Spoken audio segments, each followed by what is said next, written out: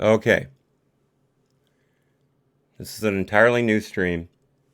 There's no content attached to it that could be considered copyrighted. Somehow we were able to keep the chat. I don't know how.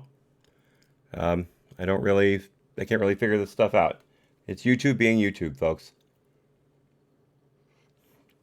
I'll tell all of you right now, seriously, when BitChute, I'm sure they'll do it. It's a matter of time.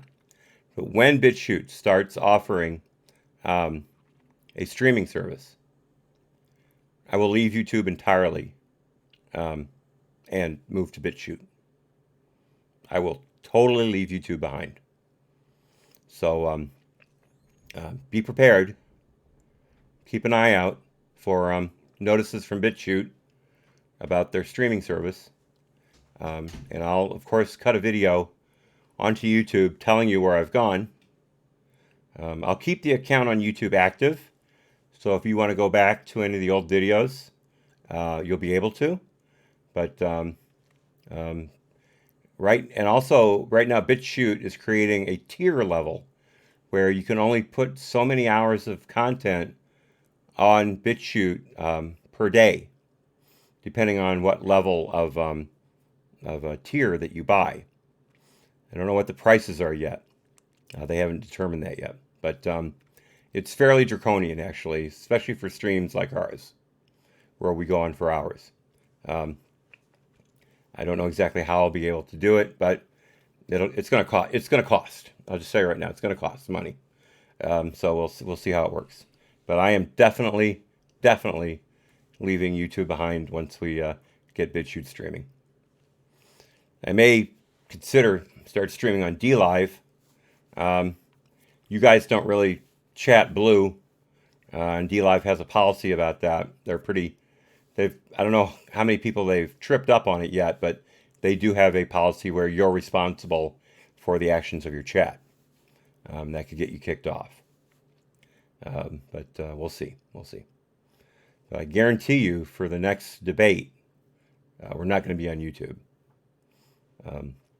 I will think of something else. Okay, so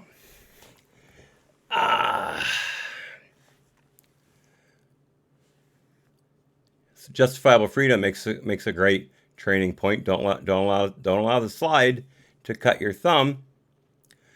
Let's see, where was that? John Hartman says, "How else can you tell if it's loaded?" Oh yeah. Point and pew pew. Absolutely. Don't look down the hole. There it is. Don't look down the hole. Let's see on my Walther PPQ. You can do one of three things, or all three things, to show that it's loaded. One, you can do what's called a press check, where you the PPQ has serrations, cuts that give you grip, both in the back of the slide and the front of the slide. So when you do a press check, you grab the serrations on the front of the slide and you push backwards a little bit, and you open up the ejection port, and you can look down and you can see if your cartridge is in the ejection port, or through the ejection port. You can see it. That's one way of doing it. We were told at the class, never press check. You said you should always know the condition of your firearm, and if you're on the line and you just finished shooting, and it's your pistol went into your holster, and it's time to bring it out again, you should not press check it. You should know that it's already loaded. And at the beginning of the class, there were a couple people who were always press checking, and you can hear it. It makes a very distinctive sound. You know what's going on. So the instructor didn't even have to see them do it. He heard them do it. And he walked over and he explained to them that that's not the way we're training, and to stop it. They continued for a drill or two more, and then they finally figured it out, and they stopped doing it. So there's the press check. The second thing with the Walther is there is a small cut between the rear of the rear of the ejection port and the chamber. A small cut. It doesn't affect the firing of the round whatsoever. It doesn't affect the operation of the pistol whatsoever. But it allows you to look through that little cut, and if the light's right, or if you've got a flashlight, you can see the cartridge. You can see the brass of the cartridge through that little slot. So that's the second indicator. And the third indicator is there is a what's called the extractor.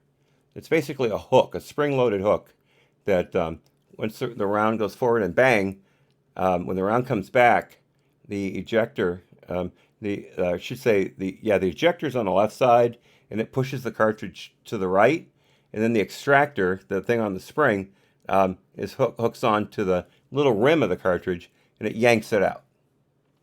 And when you have a loaded round, that extractor is under load. It's pushing against, or the cartridge is pushing against the extractor. And so what Walther does is that extractor is pushed. You see how my hand tilts back? There's a little red line painted onto the slide right at the bottom, back corner of it. And if you see that red line, you know that there's a cartridge pushing the extractor to the side and then forcing that redness to be shown. So there's 3 ways to do it. But I don't press check on the line. I know what's going on. I'll press check when I pull my pistol out of the safe, just to make sure everything's there, because I don't know what happened overnight. But other than that, I don't bother. So anyway, so we're shooting. And the instructor teaches us the reload process. I think that was the last thing I said. And the reload's really simple. You're out like this with your pistol in the firing position. It's called the extended firing position. Your arms are straight out. Your chin's tucked in below your upper arms. You close your hips. You lean forward a little bit, and you squat a little bit. That lowers your center of gravity, gives you a more stable shooting platform, and it reduces the amount of surface area you're showing to your target, or to your threat, which means they have less opportunity to harm you in a vital area. In fact, with the pistol out and your arms out like that, you're basically covering your chest. So they may shoot you, but they'll shoot you in the hand, or they'll hit the gun, something like that. That'll make your day a lot harder, but you're not going to die from a hand wound. So you're out there in the extended shooting position, and you come back. When you go dry, you'll notice that the slide is either locked in the rear position. You'll see that, or you'll feel it. I don't feel the slide lock very well, but I can see it. So you see the slide locked back. You come back like this. Your support hand, they don't call it your weak hand. They call it your support hand. Your support hand comes off the pistol and starts coming back like this. As the pistol's coming back, and you use your thumb to punch you hit the magazine release, it's called. That makes the magazine that holds the cartridges, the empty one, fall out of the gun. So that's falling out as you're coming back. You bring your primary grip hand back to your chest. Right here, this is called the high compress. Let me tilt this down a little bit. Right here, this is called the high compress ready. You've got your pistol pointed like that. This keeps you from being looked at as a threat in case somebody comes around the corner and you're like this, pointing at a guy who's already down. People get shot doing that. Good guys get shot doing that. It happens every year. Some good guy gets killed because he's sitting there like this, or firing at a guy who may be running away. Things like that. You got to be really careful. You don't want to present yourself as a threat unless you're directly being threatened. So you come back. Your right hand comes back, if you're right-handed, comes back into this high compressed ready position. Your left hand is already down at your belt where you keep your magazines. You pull a magazine out, you follow the contour of your body, and then you bring the magazine up, and you without looking at it, you put it into the magazine well of the pistol, which is inside the grip. Slap it home, come up, and then you what's called rack the slide. You pull the slide all the way back, and then you let go. You do not ride it forward. You pull it back and you let the spring make it go forward, and that chambers another round into the chamber, and you're ready to go. You're back in the fight. Now, they don't teach you to do a reload and then go back out unless you're actively under threat. So what they were teaching us was reload and then hold back. That's the position they wanted us in for the class. And me, I'm like, I reload. I'm back on the target just in case it's moving. I may have to put another couple rounds into it. So unless I've stopped the threat, I'm coming back out. So I really didn't like the way they were teaching us to just come back and hold it after it was reloaded. I think they should have given us a couple drills where it's like, okay, you're reloaded, threat, threat, threat, and you go out and you start shooting again. Because if you do your reload wrong, when you go to shoot, it's not going to work. And you got two drills that you do, two steps that you do, and if you shoot and you don't get a shot off, your hand comes up against the magazine and hits it like that, because maybe you didn't put the magazine in hard enough, and it's not seated properly. They would say it's not the bullets aren't all the way up into the below the chamber like they should be, or behind the chamber like they should be. And the other thing is you may not have loaded a round, or you may have a dud in your pistol, something like that. So after you hit the magazine, you pull the slide back again, you rack the slide and let it go. That's called the tap and rack drill. You have to make sure, though, that when you put your hand on the slide and pull it back, that your hand is not covering the ejection port. That's where the brass comes out after you shoot. Because if your hand's over that and you had a dud and you pull back and let go, you've kept that cartridge inside the pistol, and now you're going to have what's called a double feed, and those are very difficult to take care of, especially if your magazine fits flush to the bottom of the grip, because that way you can't force it out. You can't grab it and dig it out.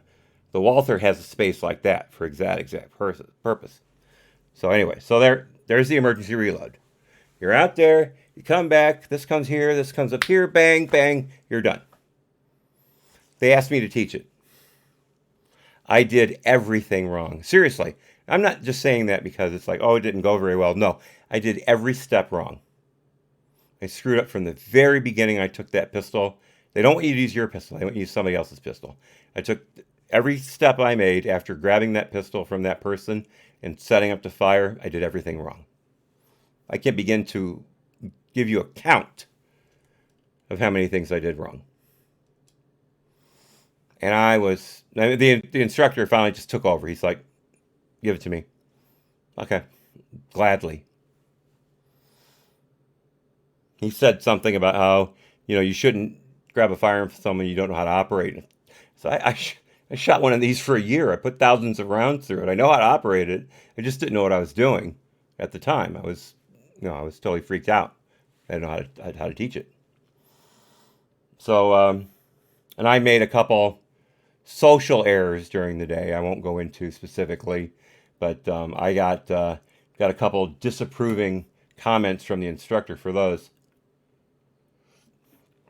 I remember on my tombstone, it's going to say, my name. I won't say hat. It'll just say my name. And underneath it'll say master of the inappropriate comment. No date, no nothing. Just that, master of the inappropriate comment. So I had to learn that my sense of humor is not conducive to a professional training atmosphere. And I did learn that. So that was Monday. We were on the range till dark, which was like 7:30, 7 o'clock. So we're driving out of there on this ridge, this swale, in the dark, trying not to hit that T-pole. And we make it back to the rendezvous point, and we're going to get dinner. I was the only person staying in Plymouth. The only person. Everyone else was staying in West Bend, which is about 40 minutes away. I was staying 20 minutes away from the range. And I asked them, why didn't you guys stay in Plymouth? And they said, well, we had the choice of West Bend or Plymouth, and we thought West Bend would be better. You didn't do a map? You didn't look at the map and see which was closer? So to have dinner with everybody, I had to drive all the way to West Bend, have dinner, and then drive all the way back to Plymouth on county roads with lots of curves because you're going through farmland, lots of hills and dales, sharp curves that you had to slow down for. It was hairy. It was hairy. It's dark as hell. Not a light to be seen. So I did that the first night. Had dinner at Texas Roadhouse. Had a good steak. So the second day comes, and the instructor said, okay, yesterday doesn't count. Nothing that happened yesterday counts. Today is when we start evaluating you for your ability to pass the class. And that was when I finally realized we're not all going to pass. The use, in fact, when they first started this course, it was a 50% fail rate. Now they've since modified it and done better, and now it's an 80% pass rate. Well, there are 8 of us, so at least one guy's got to go. And I had a pretty good idea who was going to go. We had one guy who was pretty weak the whole class, so I didn't think he passed. But maybe he did. I don't know. I didn't think he passed, though. So Tuesday, let me back up. Monday night, they gave us our assignments for the next day, what they call teachbacks. The items that you learned the day before that you would then teach to the class the next day. And everybody else had 2 teachbacks. I had 3. I was the only one with 3 teachbacks. So no pressure. So I was in my room till 1 o'clock, up till like 1:30 in the morning practicing my lines, because the language is very precise in these courses. They do not want you going off script. They want you to stay on point, not get into the weeds, not get all chummy and funny and chuckling. They want you to keep it straight. So I had to learn the exact wording that they wanted me to use. My first teachback was the very first shooting course of the day. And I was all ready to teach it. But they made me take everyone to the line and then get them ready to shoot. Now, normally that wouldn't be a big deal, but several of us, about 3 of us, were carrying hollow points for defensive ammo. Well, you don't shoot hollow points during a training class because a hollow point can cost upwards of 85 cents a round. Some cost $1.10 a round. And you're not going to shoot 360 rounds of hollow points in a training class. So we all had target ammo. But I had to go through everyone who had defensive ammo and get them loaded up with their target ammo. Sounds simple, but the instructor had told a couple of the people with defensive ammo, don't do everything he says. Fall behind, and we'll see if he catches it. Well, I did, but I screwed up because what I should have done is explained the course of fire first and then come around behind everybody and get them loaded up, get them in the high compress ready position, ready to shoot. Instead, what I did was I had everybody get into high compress ready, and then those with defensive ammo drop the magazine, rack the slide that kicks the other hollow point out of the pistol into the ground, and then load their target ammo and rack the slide. And then I had them go back into their holster, because then I was going to get in front of the class and teach the course of fire. So I did it backwards. So that was a huge point off for me.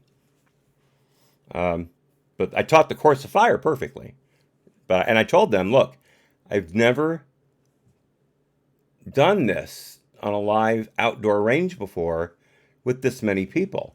I've covered indoor ranges where I'm always behind everybody, but I've never walked out between the targets and the people before. And I've never led the line through a, load and make ready, except when I got my very first NRA certification. And that was a long time ago. If you had told me that I was going to be doing that and teaching that course of fire, I would have been prepared. And I said, so is there any remedial training? They did videos on all the different training parts. And I said, are there any remedial videos about charging the line, as I call it, charging the line? Others load and make ready, so I won't do that again. And they said, well, no, there aren't. but you can watch other classes and get used to what the instructor does, and you'll go from there. It's great. That's great. I'll do that. Hi, Harley. Hi, kitty cat. So so I did that. Kind of screwed that up. So we're going through the class. People are doing okay. The weak guy, he had a hard time. So then comes my time to do another teach back, and this is explaining the targets that we use. They're very complicated targets when you first look at them. You've got a head with a triangle that big, and that's for a headshot where you're only supposed to shoot between the eyes, or the eyes down to the bridge of the nose, or the bottom of the nose, because everything around that is hard bone, and it's very easy for a bullet to come in a little off line and just skip right off anything, or it could hit here and then just go around like that. I've seen wounds like that in autopsy pictures where bullet hits here and it just comes all the way around to the back, but that wasn't the one that killed the guy. Very strange. So you have to shoot in the soft spot. And then we had the what they call the high center chest area up here between the collarbone and the diaphragm, and then between the nipples. So you can basically cover it with your hand. I'm going to zoom this camera out a little bit. This is ridiculous. You guys can't see what I'm doing. There we go. Okay. All right. So, sorry about that. Oh gosh, I missed all this chat. There we go. So I explained the target, and I was told by a couple of the students when I was done that I did really well on that. And I thought I did too. Oh, I did have one tussle with the instructor after that first course of fire. In the book, it says that if you're going to spread your shots, it's much better to spread them vertically than it is horizontally. Because this way you're sticking with the vital areas, the heart, the aortas, the ascending and descending aorta, the spine, things like that. When you're spread all over the place, you're getting a lung shot here, a lung shot there. You might maybe nick the heart, but you want to stay centered and vertical. So after the first course of fire was over, I was walking down the lines, checking the targets, and I got to the second to the last target, and it was perfectly vertical with a spread of about that much. Now you could tell the guy was probably using his sights because it was so well placed. But I told the class, I said, look, this is what you want if you're going to spread your shots. You want to spread them vertically. And after I was done, the instructor said, I don't think I would have brought that up during that course of fire. I don't think that's necessary. He said, but, he said, do you really think that's better? And I said, yeah, I do. And he says, well, so you think this vertical string is better than this wide horizontal string that this guy shot? And I said, absolutely. But I didn't say it's in the book. He should have known that. So I was going to let him find that out on his own. So I got one on the instructor. So I explained the target. I did really well with that. So it's getting late in the day, and we're not shooting anymore. All the shooting drills are done. So we split up into two groups. There were two instructors, and one group went with Barrett, nice name for a gun coach, Barrett, and then I and three others. I and three others were with JP.